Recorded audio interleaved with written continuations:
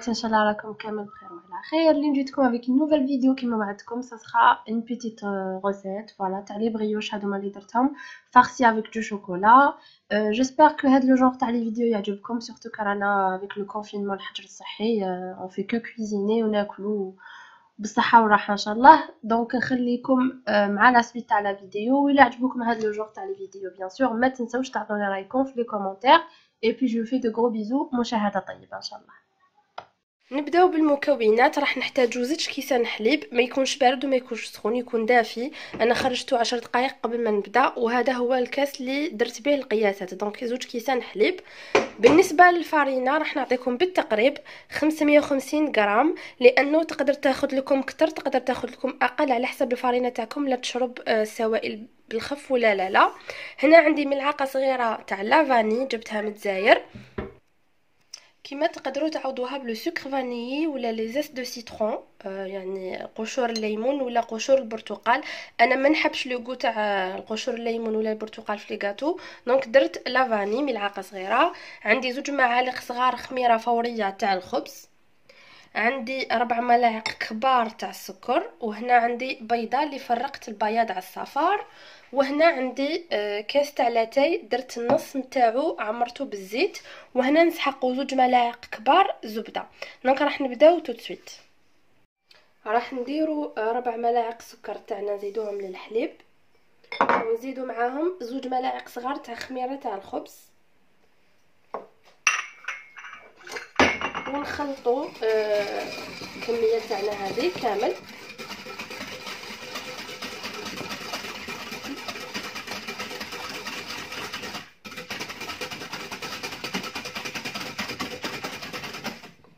بعد ما ندمجوا المكونات تاعنا راح نغطوهم ونخلوهم يتفاعلوا مع بعضهم لمده 5 دقائق، ومن بعد نوليو ان شاء الله. راني وليت لكم بعد ما الخليط تاعي ارتاح 5 دقائق. راح نزيد عليه هذيك الملعقه تاعنا تاع لافاني ولا لي زيت دو سيترون ولا لي زيت تاع البرتقال كيما تحبوا نتوما، كل واحد والذوق ديالو. راح نزيد عليهم البياض تاع البيضه. الصفار ما نسحقوش، الصفار راح نخلوهم بعدا باش ندهنوا به من الفوق لي بغيوش تاعنا قبل ما نحطوهم في الفوق. نخلطوا الكل ونزيدوا هذاك النص فنجان تاعنا تاع لاتاي. ندمجوا الخليط encore بالفوي. واش راح تحتاج لكم باتور ولا كاش حاجه، راح نستعملوا غير الفوي راح يكفي. ومن بعد الخليط نخلطوه بيدينا.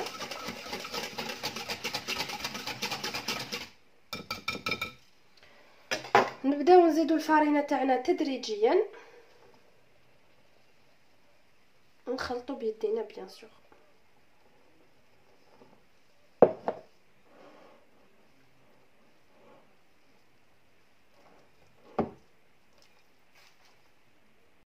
في هذه المرحله ما مادام العجينه تاعي مازالها جاريه هكذا، راح نزيد النص ملعقه صغيره ما نكثرش تاع الملح.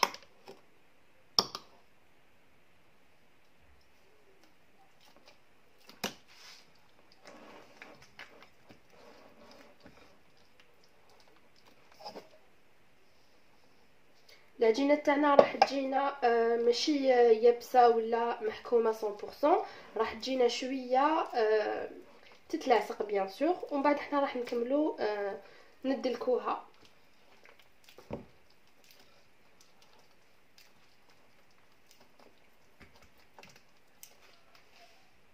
اذا العجينه تاعي راني خرجتها من الغيسيبسيون تاعها، شوفوا كيفاش تجي لا تكستور تاعها، تجي طريه او ميم طون مازالها تتلاصق شويه.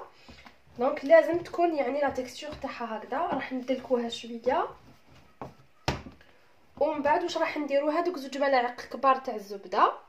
راح نفتحوا العجينه تاعنا هكذا، ناخذوا نص الكميه ونيطاليوها يعني نطلوها على كامل الوجه، ونبقاو نخلطوا.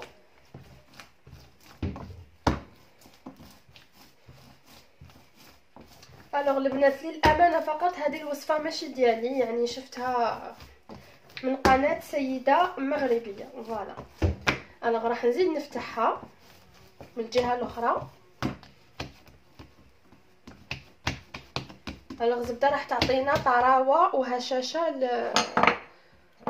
لاباط ديالنا. راح نزيدو الباقي تاع الزبده فوالا، ونزيدو ندلكوها شويه.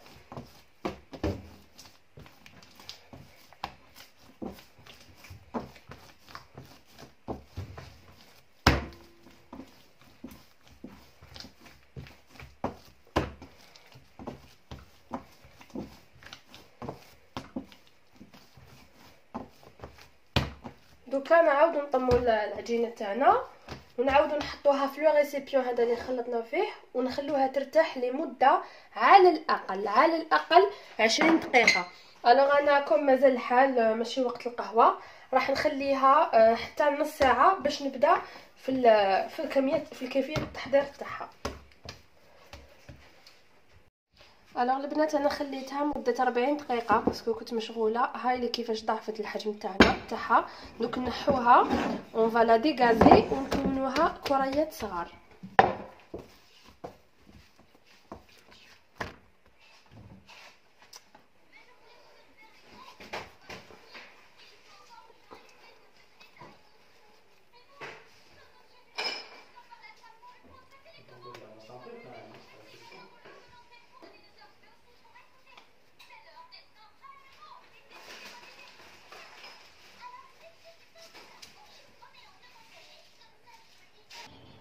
انا نكمل ندير كاع لي بول تاعي ونولي. بعد ما شكلت لك لاباط تاعي كريات صغار، حطيتهم في سنيوه، وسنيوه درت لها ورق الطبخ، حطيت ليجيرمون لا فارين باش ما يسقوليش، خاطر دوك نعاود نسحقهم. وخديت هاد الشوكولا، انا عندي شوكولا نوار، قطعتها دي بوتي مورسو. تقدروا تستغناو عليها، تقدروا ديروهم يعني عادي فارغين، ما ديروا لهمش داخل الشوكولا، ولا تقدروا ديروا لهم شوكولا ولا معجون ولا اي حاجه راكو حابينها. ودوكا راح ناخذ وحده هكذا، نفتحها ليجيرمون كيما راكو تشوفوا، ونحط فيها مورسو دو شوكولا، ونعاود نطم العجينه ديالي. فوالا نعاود نحطها في السنيوه تاعي، ونروح نكمل نعمر الاخرين كامل بلا ميم فاصون.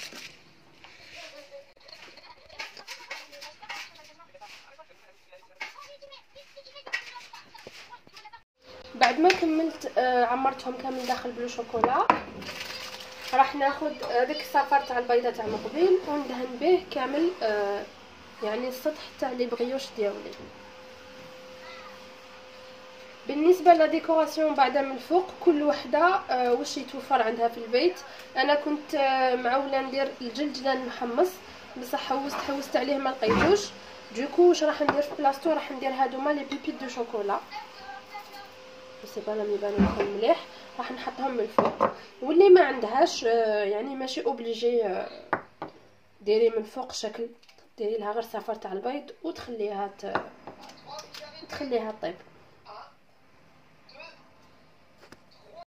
الوغ البنات هذا هو الشكل النهائي تاع لي بغيوش تاعنا، ماشي نهائي بيان سور. قبل ما نحطهم في الفوغ راح نخليهم يرتاحوا 5 دقائق الى 10 لو طون لي برك لو فوغ تاعي يسخن لي. من المستحسن تشعلوا لهم غير من تحت، ومن بعد هذيك السخانه اللي تكون في داخل الفوغ هي اللي راح تخليهم يتحمروا. مي انا لو فوغ تاعي مالوغوزمون يشعل من الفوق لتحت او ميم طون، دونك راح نديرو نبقى نعسو على درجه حراره 180 درجه. كوم لو فوغ تاعي شوفوا قلت لكم يشعل هنايا الفوق والتحت، ما فيهش لو ريغلاج لتحت برك، راح نحطها من تحت ما نديرهاش الفوق وما نديرهاش ميم با في الوسط باش ما تحمرليش، ونبقى نعس. فوالا كيفاش بداو يطلعوا. دونك نزيد لهم شويه ونطلعهم للنص باش هكذا يحمروا لي شويه من الفوق. هذه هي النتيجه النهائيه ديال البنات تاعنا تاع لي بريوش. الا لصقولنا هنا سي با غراف باسكو راح نقدروا نعاودوا نسيباريهم عادي، ما كاش مشكل. ان شاء الله تجربوا الوصفه وتعجبكم. مع اني قلت لكم من باب الامانه ماشي وصفه تاعي ولا انا اللي اختارتها، سي وصفه اللي جربتها معاكم تو سامبلومون. وإلا عجبكم هاد لو جور تاع لي فيديو بلوتو ما تنساوش تقولوا لي في لي كومونتير باش دو فور ا ميزور مع هاد الحجر الصحي رانا غير نطيبو وناكلو نسمانو هكا نولي نفيلمي لكم دو فور ا ميزور لي جورني تاعي ولا الطبخات تاعي ولا. جو في دو غرو بيزو نقول لكم على بروشين ان شاء الله. سلام.